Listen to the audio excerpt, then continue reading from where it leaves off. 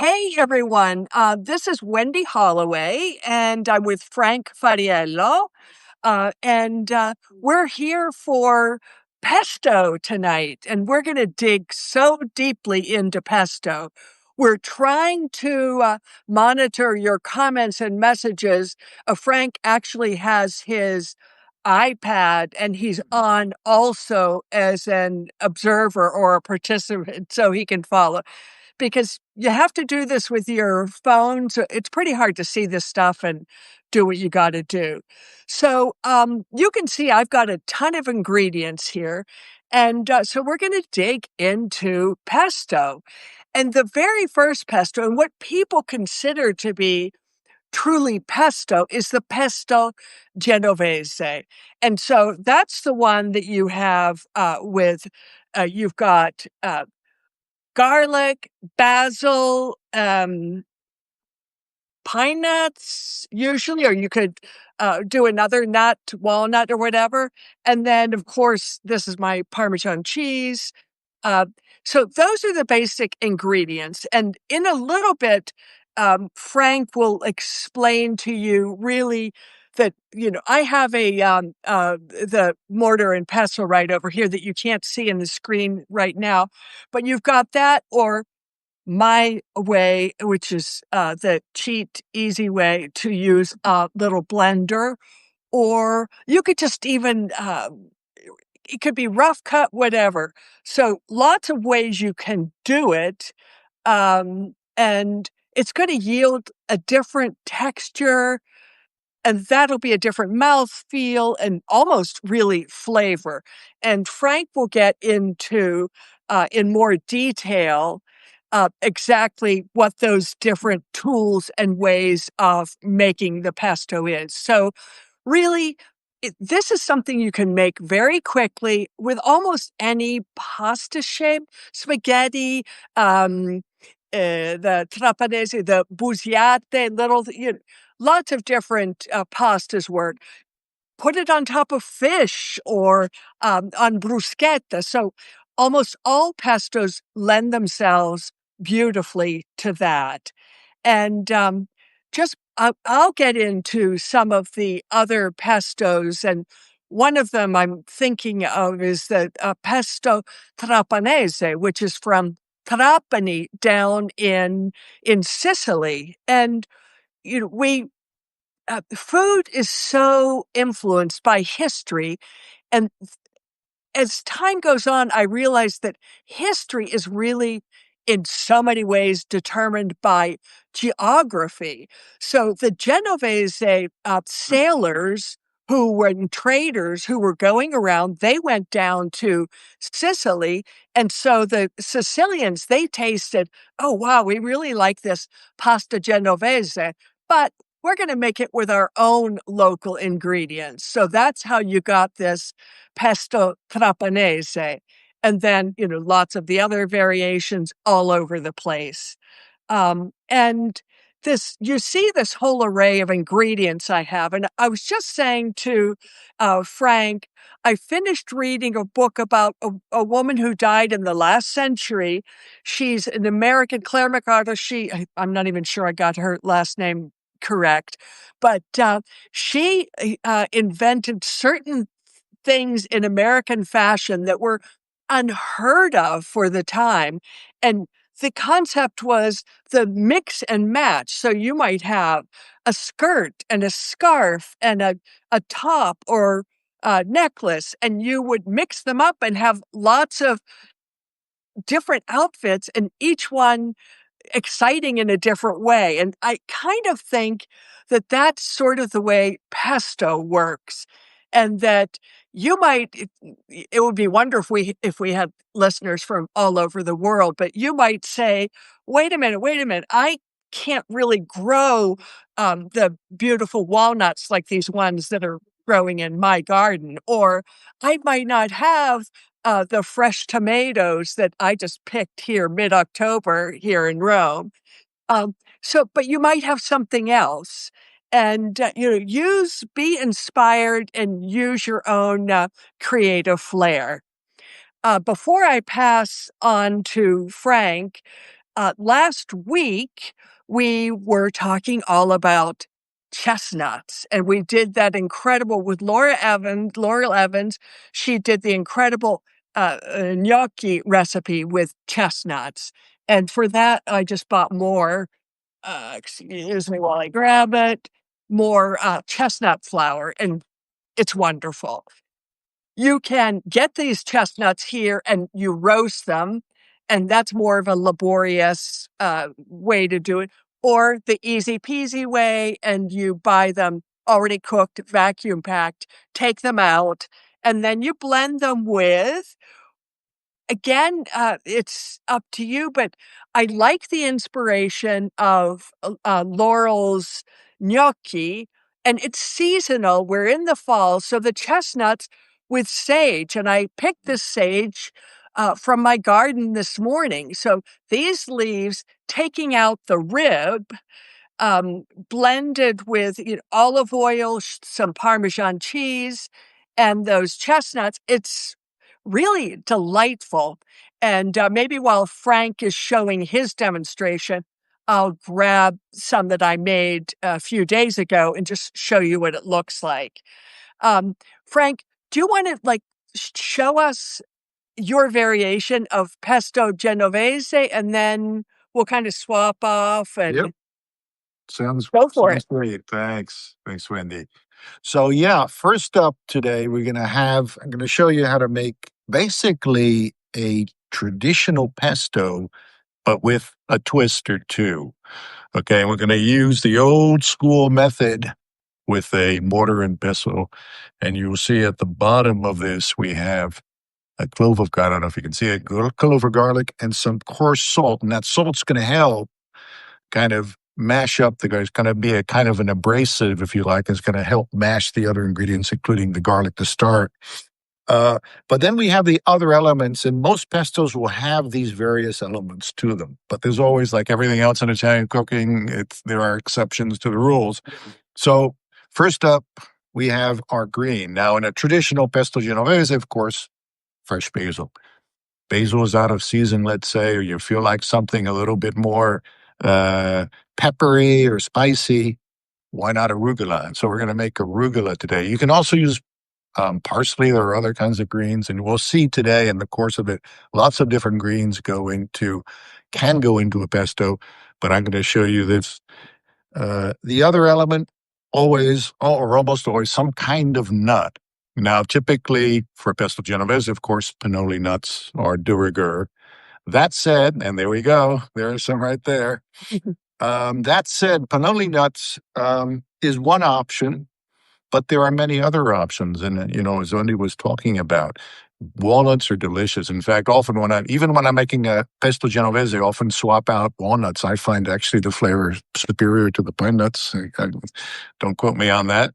Might get me in trouble, but I really do. Almonds are another delicious thing.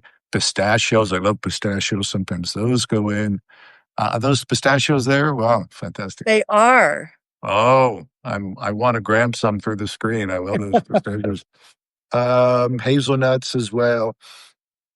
But today, in fact, I am going to use a very unusual, this I've never heard of, and we're going to try it. We're actually going to taste, I've never done it even before. We're going to taste test it today and see how it goes. You're going to have to trust me. Unfortunately, you can't taste it through the screen. But I have these, which are sunflower seeds. I went to the supermarket, and here's the package for those who are living in the U.S. You can maybe take a gander at it's Woodstock. I mean, it doesn't have to be that brand, but I just picked it up. Frank, I really think that's quite a brilliant idea and something I'm going to try because although they're a seed, they're oily and they kind of lend themselves texture-wise to a pesto. Indeed. And I tasted them yesterday without making the pesto, and I said, this might work. So I decided to go ahead with it. I mean, the thing about pinoli nuts, I know, Wendy, you may remember, here in the States, they're like extraordinarily expensive, especially if you get the imported ones imported from Italy or Spain. Number one. And number two, often, as happened to me yesterday when I was shopping for this live, They just don't have them at all, and they're kind of they can be hard to find. So I think if it works, we'll see. We'll find out in a moment. It's a nice way to kind of substitute, and it's these are relatively easy to find and much cheaper, obviously. But only that's the other typical thing you have is some kind of allium, some kind of aromatic vegetable. Garlic is the most typical, as we saw there. And then finally, cheese is a very, yeah, there we go. Cheese, typically either pecorino, a kind of pecorino, often a pecorino sardo, which is a little bit more pecorino toscano, a little bit milder, or Parmigiano Reggiano, or a mix, as I'm using today, of cheese. So anyway, and then of course, last but not least, let me not forget olive oil, nice little olive oil, and of course a bit of salt. So off we go. I'm going to start now. I'm not sure, Wendy. I don't think you mentioned where the word pesto comes from, but as I So raise my that's pencil, on you. That's you. okay. Well, pesto comes from the word pestare, the verb pestare, which means to pound or to crush, which you do with this pesto, which is pestello in Italian. So pesto is what you do with a pestello. And Frank, here I go. I'm gonna interrupt you for 1 second. No. We've spoken about this in the past. So my look at mine is this, the marble one. And actually I had said to you I want a wooden one like that because Uh-huh. I think it lends itself better to actually pestare. It may do. It may do. Already, now it's only been a few moments while Wendy was speaking, and already my garlic, I don't know if you can see this, is basically a mush. So I'm going to go to ingredient number 2, the sunflower seeds. These have been whole, by the way, obviously. If they didn't, if they still had their holes, it'd be awfully hard. And I'm going to do the very same thing, grinding way. You would do this the same thing with pinoli nuts or walnuts or whatever else. This is a little bit of this is probably the hardest part of the process here. You start with a up and down motion like this, really pounding away. And then once you've got them into small pieces, then you can start kind of circulating Rubbing, yeah. and rubbing them against the sides there. But first thing to do is to pound them into as finely as you can manage. I'm getting my exercise in today. That's good. Yep. Probably if you were standing, you'd have a better, but of course we can't Yes. do that for our If we lives. stand, you only see my torso, which is why I'm sitting. We're both sitting for that reason. But anyway, I think this is okay. I mean, it shouldn't be complete. You want a little texture in there. So here we go. And let me just take this and give you a little bit of a sense. Maybe you can see You this show on the us really screen. close. Yeah. Okay. Can you see Yeah, that? it's a little higher. It's getting there. It's getting there. Yeah. Absolutely. Yeah. So I think we can move now to the next, because this will continue, of course, to get ground up. And we'll start to add the leaves and a little bit more salt. And this time I'm going to use fine salt. Same idea, but the salt also tends to wilt greens, as we all know. So that also helps get this going. And this is going to probably take a little bit of a while, a few minute or two. But already as I pound, I see it's because these are, by the way, use arugula, use young, so-called baby arugula. And no Meaning, stems. in Italy, it would just be plain arugula, but here, you can find rather old arugula, which is not the one to use for this because you need a kind of a delicate leaf. So off we go here. Well, I'm going to give my arm a break. Maybe at this point, as I'm breaking, you want to talk about one of your pestos while I'm working on this? What do you think? Sure. Why don't I do that? And I'm just going to consult here. Okay. So I just quite recently wrote a post about Pantelleria, which is an island right near Sicily. It's way down there, and it's a very rocky, kind of wild island. Not so much grows there, but one thing that grows beautifully well is capers. In fact, they are really quite famous. These capers. If anyone has ever tried to grow capers, they don't like that. Capers sort of say, I'll grow where I want, but they want like a wall or some really inhospitable place. And that's why I think Pantelleria is so good for them. I'll One day I'll do like a walk through Rome and show you that there are capers growing all over downtown Rome on walls.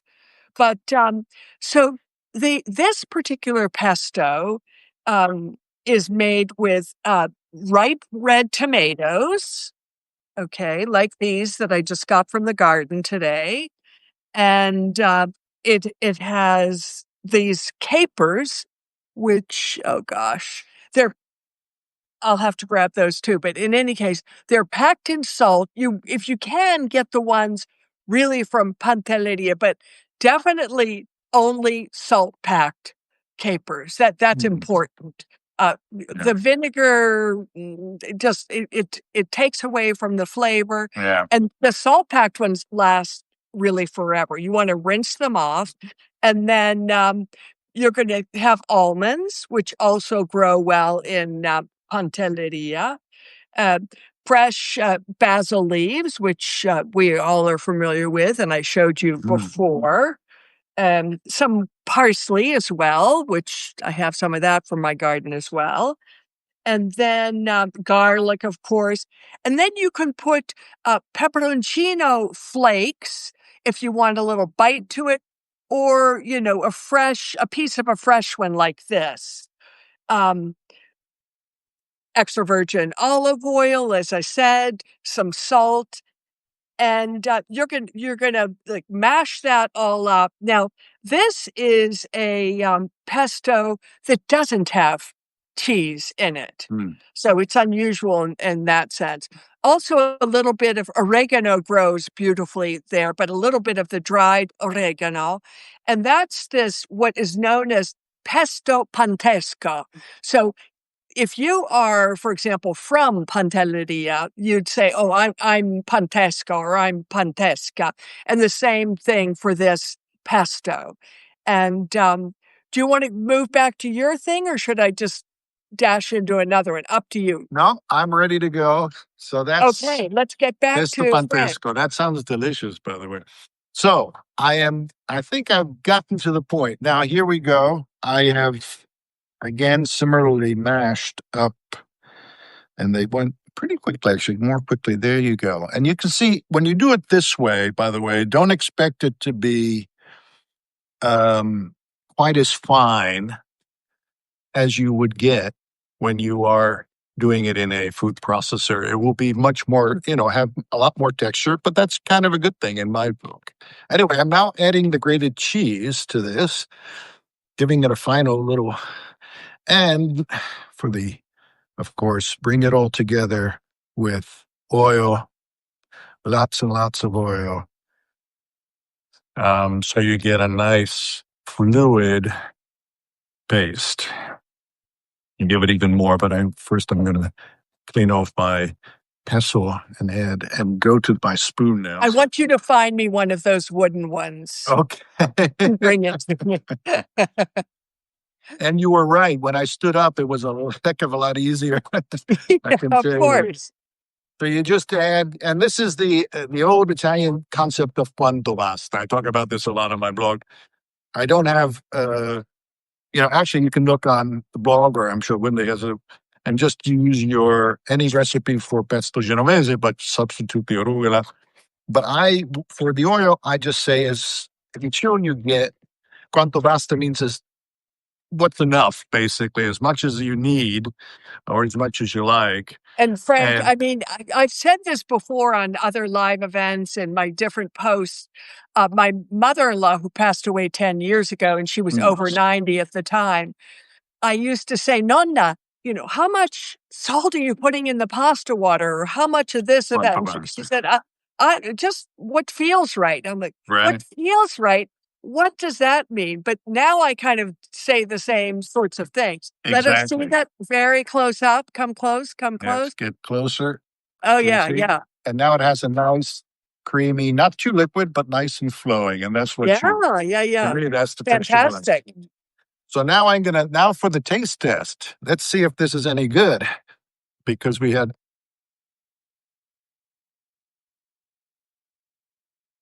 hmm, you know what? I like it. It has a, A bite. it definitely has a bite because it's arugula and not basil. And it also, the sunflower seeds give it a kind of a nuttiness, more intense nuttiness than the pine nuts. But I really like this.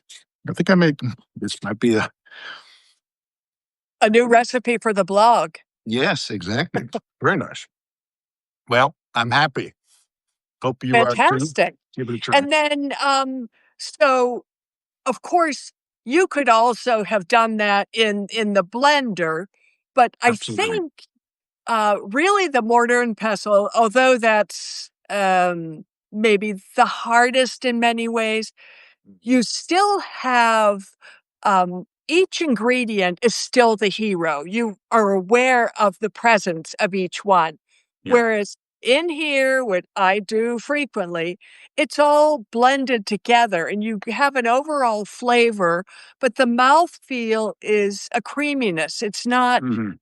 as, Right. This one definitely has texture. And yes. like you say, you can taste the different elements. So it's not quite as fused as you would get in a food processor situation. But But, very nice. Frank, I know you've said that you also use, the mezzaluna. Yes, and Tell we're us going to use about it. that. Well, that's a perfect segue into our next pesto. Now, here's another pesto. Again, same, very similar elements, but we're going to use different things for it. And in this case, we start with garlic as we did before. And for our green, we are using this. Now, I think many of you, this is how it comes in supermarkets here in the US, kind of Come bunched closer? together. Can you see it now? Yeah. This is, goes by various names. On my package here, it says lacinato kale or lacinato kale. It goes by dinosaur kale, Tuscan kale, black Kale. kale, many different names for it. Um, you've probably seen it. It's something that it used to be that you couldn't find it at all.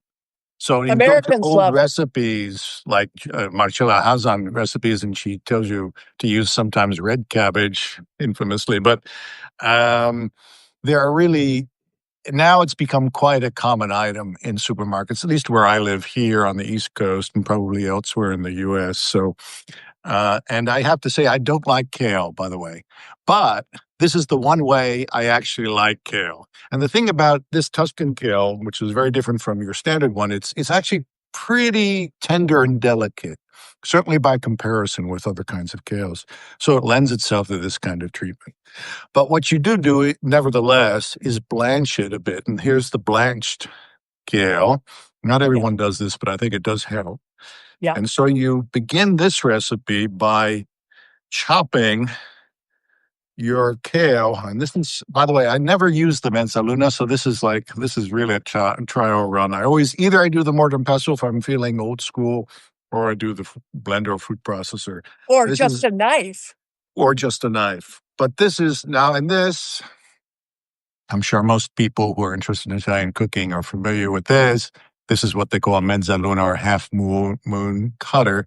This one has a double blade, as you can see, so it's small, but it makes short work of this kind of thing, mincing parsley or doing a pesto this way.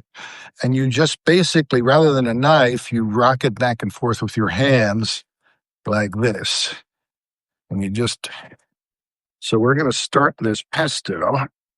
And Frank, I would add for anybody that likes to cook with kids in the kitchen, that's a good way to start them off chopping where you know their little hands aren't going to get chopped as well. That's true. This is very safe because your hands are up here on the Yeah. handle, so you don't, there's by definition you're not going to have your hands down by the food or by the blade. So I'm going to keep doing this. This is another one of those rather laborious processes, but as I said, the double blade actually gets you doing, and this actually is going to be an even rougher texture, I think. I predict, since again, this is my first time doing this kind of method. But oh, this is a new one? No, but you've done it before with the mortar and pestle? Mortar and pestle, like I said, either mortar and pestle or blender. I go to one extreme or the other. I've never tried it in this kind of chopping manner. I can hear it kind of crunching through. So yeah. Yeah. So I'm getting there, and again, I'm going to go out on a limb and say this kind of thing probably has the roughest texture of the three methods because there's just no way that you can get this into a proper grind. But you can get it pretty fine, which is of course what you want.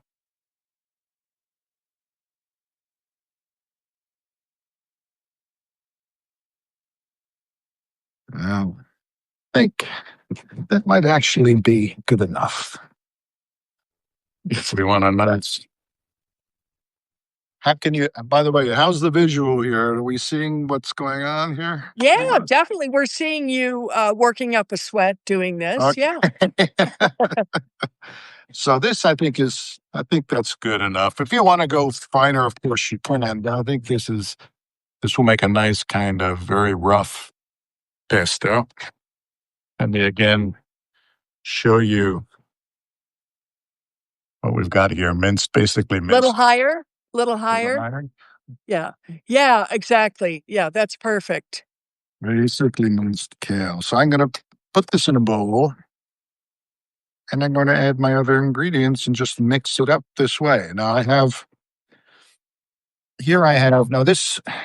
this particular kind of pesto, this pesto di cavolo nero, they call it in Italian, typically has walnuts, but you can also use, which is what I'm going to use today, almonds, which I've pre-ground to save some time in a regular spice grinder, and I'm going to add that in. Yeah, that's a good choice, but because they have a little bit more of a sweet flavor profile to contrast that kale, which is on the bitter side. Correct. Yeah, exactly. Now I've left the skins on. That said, you could skin you could use blanched almonds if you want it really, really sweet. But I kind of like the taste of the skins as well. And now again, cheese, grated cheese going in there, all mixed up. For this, of course, you will need salt. Did you put garlic in there already? Garlic is in there already. That I chopped that up with the kale, together with the kale. Okay, gotcha. And now we have that all well mixed. In goes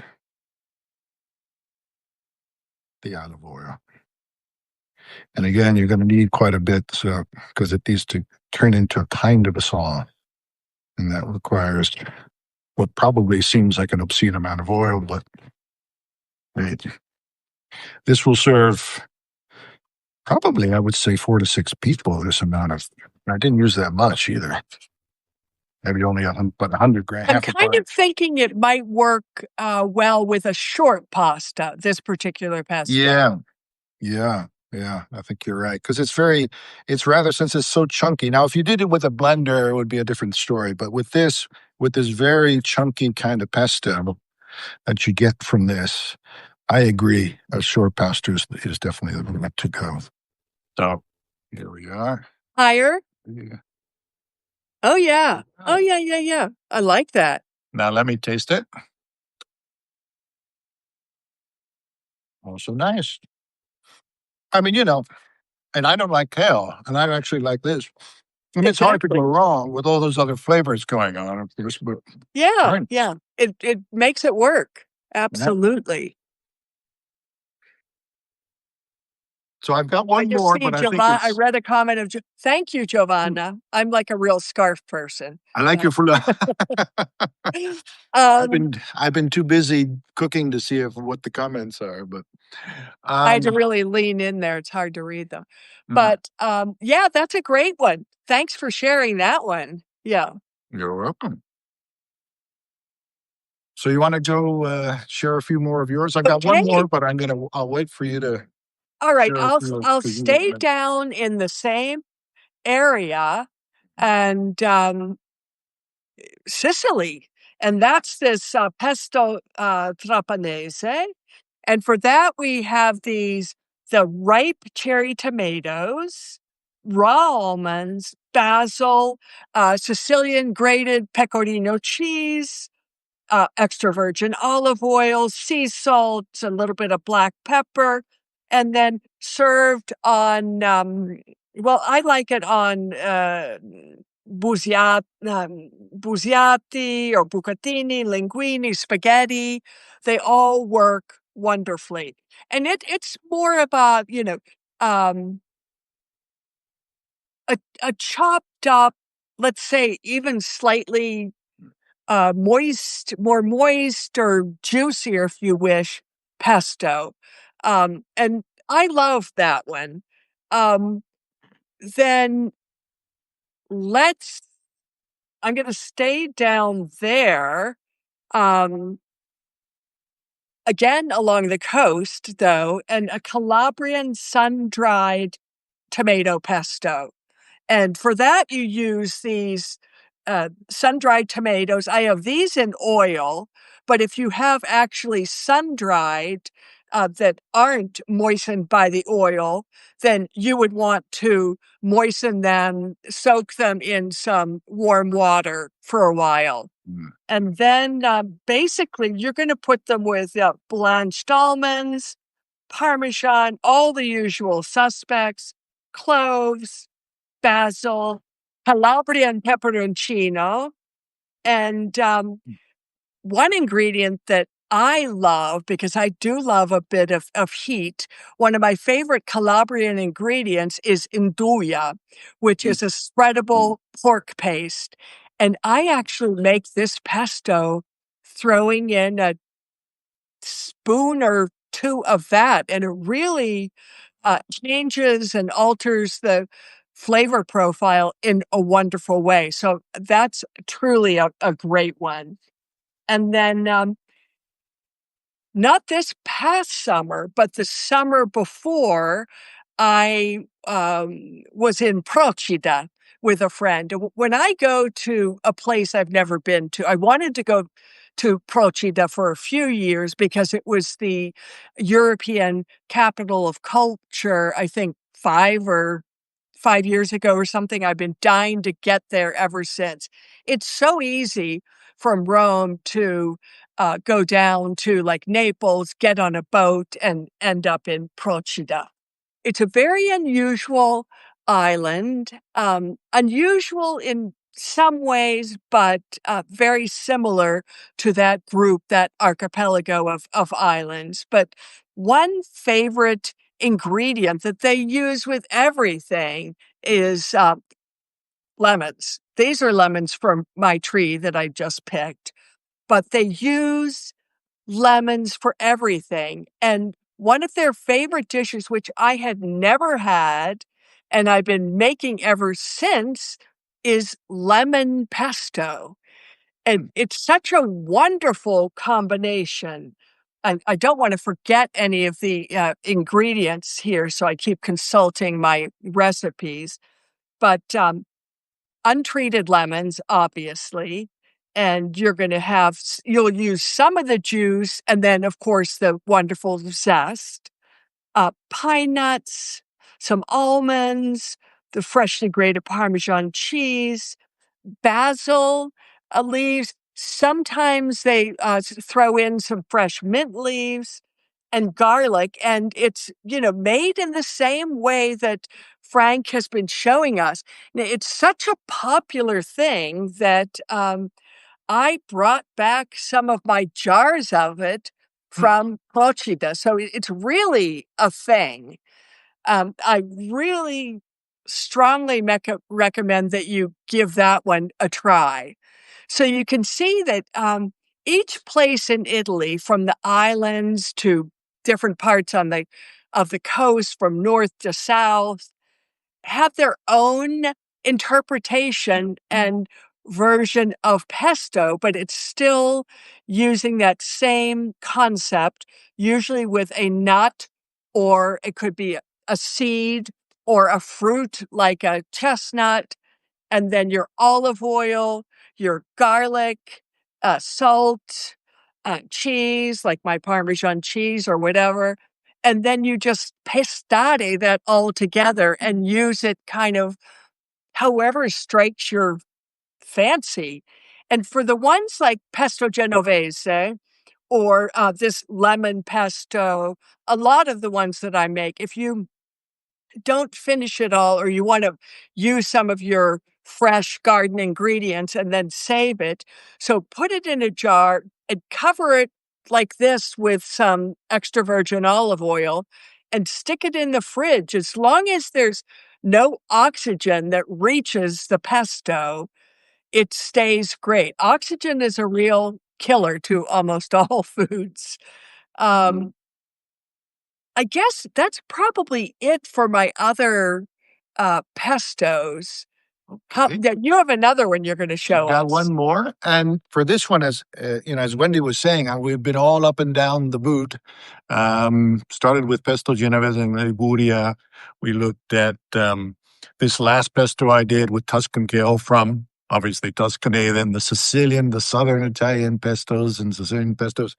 Now we're going back to Liguria for a pesto which might be the most different, ironically, from the traditional pesto genovese, Yeah, because funny because they're right there near each other. exactly same region and everything. But in this one, we have the same elements, but we have some extra elements, and we've inverted a little bit the ratio of ingredients because typically, the green is going to be the predominant.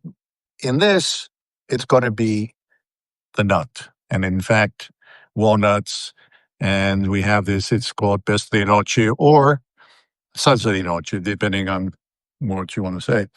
And now I'm going to use the modern method. We've seen the old school, we've seen the mezzaluna, and now we're going to go to the modern, back to the 21st century, and put in our ingredients. We're going to start with garlic, as always. Now there is a little bit of green in here, but only a little bit, and those are marjoram leaves that I'm throwing in there. We're going to put in walnuts, lots of walnuts. In this one, that's the star of the show. Um, Cheese, once again, usually Parmesan in this case because it's kind of a more delicate tasting pesto. And this, now I don't know if anyone can guess what that little bit of muss is. Someone saying something mixed. Yes, yeah. Very good to put in some. Margaret is saying she likes to put in some pasta water so it dilutes a little bit the taste of pesto. Pesto can be very strong tasting, so Yeah, I yeah, actually agree. great idea, and it kind Yeah, of thins it out enough to, toss it with the pasta, so yeah, great thing to point out, yes. exactly. No, Thank it's you. important to get the one you're doing. We didn't really talk about like how to mix it with pasta, but that's a very important point. Anyway, this yes, Joanna's seconding the motion there. I mean, it's good for a lot of pastas to have a little bit of the water at the end, so it kind of amalgamates better. Anyway, this is actually bread. Okay, you take day old bread. Now, here in the States, it's believe it or not, it's a little bit complicated just to get the right kind of bread for this. You don't use sandwich bread, whatever you do. That's too pasty. You need kind of a bread with a good solid crumb, Italian style. Or I'm actually using a baguette because that's all I could find at the store Country again. bread, home baked Yeah, bread, that kind right. of thing. But not sourdough, right? Because that gives a little sour taste, which, at least in my opinion, doesn't ring true. But in any event, you then remove the crust. So you're using only the crumb. You soak it in milk, or if you like water, whichever. This is kind of a creamy sauce, so I use milk. And then you squeeze it dry like this. So this is what you get. This is the same thing you use, for example, to make meatballs or meatloaf in Italy. In the States, most people use breadcrumbs, but in Italy, this little bread mixture is much more common. So I'm going to add that But as the we. point is, they're not dry. They're truly day old. They still have that moisture Yes. to them. Yeah, Yeah. not completely stale for sure. And then a little drizzle of olive oil. Now you can't see me, sorry, but I have to stand up to add the olive oil. And it all goes into the roster. And you can see this is going to be a lot easier. I will start to pull them into, I'll get a nice uniform. I won't take this out because now let's see if you can Yeah. see more Yeah. or Yeah. Oh, less yeah. what we got Very there. clear. Very clear. All Thank right. you. And now for the last, that's not yet a sauce, however. Oh, sorry, for one important thing, a little pinch of salt. All right. Not too much because the cheese, of course, has salt. And now I will turn this on kind of constant processing and then add milk. Or if you're feeling very extravagant, you can use cream. I'm going to use the milk here. Enjoy your sauce. And what if you are a dairy-free person? Could you just use water or Lactose intolerant. That's a good question. I don't know. I don't know if water might, it might work. Who knows? I mean, what about almond milk? But I think that has like a sweet, uh, yeah. that's something to investigate. Yeah. I'm going to use a little.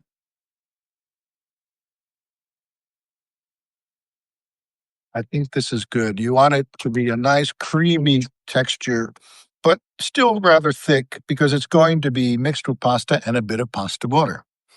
And here's what you got here. It just doesn't look like us because it's very pale, but I can tell you the taste is, if you like water, it's delicious. So you've got your day old bread, you've got your walnuts, Garlic, and milk and cheese. milk and cheese, and just a hint of margarine for a bit of background taste. Majorana, yeah. And there you go. I love this. Now tradition has it that you dress panzotti. It's a kind of a stuffed pasta from Liguria, but I think it's equally delicious on gnocchi, or even just any kind of pasta you want. Yeah. I might have this tonight. It's supposed to be good. Well, I don't know if you're going to still be hungry after sampling all your stuff while we sit here starving to death. I don't know. So, yeah, but I think that what you've seen is you can really be creative with it. And although there are traditional recipes, Frank mentioned that famous QB, which quanto basta, or whatever you need. So recipes should be kind of a springboard when you're cooking. And so you hear what we're saying, but you might be saying to yourself, well, actually, I might try it with, and just a few fresh oregano leaves instead of the majorana because that's what I have. And you might find, oh, that's fantastic. It would be great with this dish or on top of this fish, whatever. So, you don't want to go too crazy unless you're really quite an expert cook, but recipes should be really a springboard. Mhm. Yeah. Absolutely. I fully agree. I fully agree. Now, if you do want a written recipe for these three, I've got them on the blog. And when we do the little, after action report, if you like, I'll put links to those. And one day I assume you'll do something similar for your recipes as well. Absolutely. Yeah. Yeah. So, I don't know, Frank, have you seen any questions come up I here? haven't seen any questions, but maybe we can. Um, Well, if by the way, I anyone has saw this here. questions, put them there, Yeah, and yeah. Frank has his iPad open so he can Yeah, see I them. will see them. I did see a comment, by the way, for you mentioned the lactate intolerant people. There's something called lactate here in the States, which is, I guess, milk without lactose. I don't know. I've seen it in the supermarket. I never Yeah. bothered to try it, but yeah, that would be a good option. Yeah, and also if you're vegan, which would mean milk is also out, then there are plenty of other, Mm, non-dairy options. yes. Um, and one other thing to bear in mind with pesto is most of these things that we're looking at here, the nuts and all these different herbs and everything, garlic, olive oil, they're sort of pantry staples that we have in our Italian kitchens, and probably most of you in the States have as well. So, all these dishes, these sauces, these pestos can be made in a flash. So if you have friends that stop by, you can say, let's make some pasta or let's make some bruschetta and spread pesto. And you grab some of these ingredients. Maybe you might not use the mortar and pestle in that case, but say, I'm just going to, whack it through a blender, and in 10 minutes, while the you're toasting the bread for bruschetta or making your pasta or whatever, the sauce is made. So that's really part of the beauty of this kind of thing. Absolutely, and there's no real cooking. And well, you cook the pasta, but the typically a pesto is done with raw ingredients, so you don't even have to bother cooking. I mean, the exception being that blanching of the black cabbage before, but generally it's yeah, like you say, even and even that mortar and pestle. I don't know. I didn't time myself, but we're not talking more than maybe 5-10 minutes. A little bit of effort involved, but not a lot of time. Yeah. Yeah. I'm lifting up my little stand that has my, to maybe just show some of my different Wow, ingredients here close up. gorgeous. Um, and then maybe to show this, I don't know if you can find this anywhere. This lemon pesto is truly great. Um, anyhow, and then the chestnuts, and I have been told since the chestnut live event last week that you can find these peeled, vacuum packed, already cooked chestnuts. So, and of course, then with this amazing sage. Mm, Yeah, yeah, yeah. wonderful. So, anything else that Yeah, I, comes to your I'm not mind? seeing comments. I'm not seeing comments. Well, I'm seeing comments. I think Giovanna weighed in and mentioned that pesto is a great Christmas gift, which I fully agree with. But I don't see any questions for us. I guess we're last call for questions, maybe. Last call for questions, or just shoot an email off to Frank or to myself through Substack or directly, and we'll be happy to answer you. But surprisingly enough, we've gone almost an hour, so we probably should um, let everybody get on with their day. One Yeah. final thing, if you live in Italy, it's daylight savings time tonight. So 3 in the morning, the clocks will change, and between Italy and the United States, just 5 hours difference Mm, for a week or 10 days. absolutely. Wendy, So can I plug something real quick? plug away. Because I want to mention, and it's something coming up, but I was for those again for Americans or U.S. and probably Canada, I think North American readers, you may have heard, but one of probably they call it the most iconic Italian cookbook ever written. It's probably true, or at least it's definitely in the running. the famous talismano, no? The Talismano della Felicità has Yeah. now been translated into English in a Oh, proper translation. And I wow. happened to, the publisher reached out and was kind enough to share a copy with me.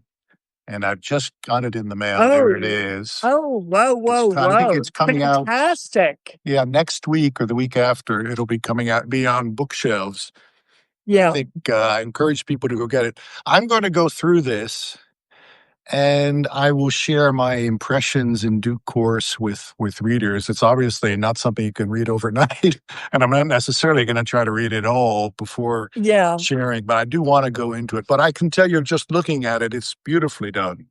I mean, just instead of, That's a great, in fact, I'm kind of shocked it's only been done now. well, there was. I know it's amazing because apparently this book has been something like 10 years in the making. By the way, it's been a Herculean effort, as you can imagine. There Yeah. used to be, and my grandmother gave it to my mother for her, typical Italian style for weddings, right? For Yeah. her, as a newlywed. But it was, the English translation was really not very good. It was much abbreviated. I think I only had like 200 or 300 recipes, whereas this is, I don't know how many, It's a many more. tone. Yeah. Um, and it also, they added to it like Italian American recipes to make it more marketable, I guess. I don't know. So it's not a very faithful or very reliable translation. It's also came out in the 50s sometimes, so it's a bit out of date as well. So now we finally have a proper translation, which I think is fantastic. That is fantastic. And um, I think you all know that I have a podcast, and I'm very closely working my way up to my 300th episode. And one of the things I do a lot is interview authors who have published cookbooks. I think Mm. this week I'm going to be interviewing a guy who wrote the cookbook, and he's like a mega uh, big person on social media and Instagram, who wrote an Italian, you mentioned Italian American, an Italian American cookbook called Italian Ish. Mm. And it's a lovely book. So the whole Italian American thing is not something, it's not a riff on Italian food or a copying. It's people who have gone to the United States where you are, Frank, and they're like, okay, here I am. I love this recipe. How can I reproduce that or make some other delicious variation? And then the Italian American cuisine has been born, and it's really its own thing, and it's wonderful in so many ways. Mm. No, I agree. I mean, this is a whole very long discussion, obviously, this Italian versus Italian American cookery. But what I would only say is that, like you say, I think it's best to think of Italian American cookery as its own genre, if you like, its It own is. It cuisine. is. Yeah. Yes, derived from Italian cooking, but it's kind of over the years developed into its own proper Yeah. thing. And it really Yeah. best not to compare. I mean, it's interesting to compare to see the evolution, which I do quite a bit on the blog, but without necessarily judging one or the other as being more authentic or more genuine. Indeed. Indeed. Yeah. Hey, Lolly is So, joined, by the way. Hello, Lolly. oh, Nice to good. see Hi you. there, Lolly. She's just joined us. Oh gosh. Well, Lolly, we're going to be saying goodbye now, and but you'll be able to watch the recording. Um, well, Frank, I think we should probably close up so people can get on with their day, and in Italy get on with their evening and make their pesto dinner. Yeah. Uh, but thank you, listeners, so much. Thank you, Frank, for joining me to do this wonderful Substack Live on pesto, which is such an important aspect of our Italian cuisine. It's been Thanks, my pleasure. everyone. Yeah. Okay, I'm going to grab this so I can close us out. Okay, thanks again, Bye everyone. bye, guys. Bye bye. Bye bye.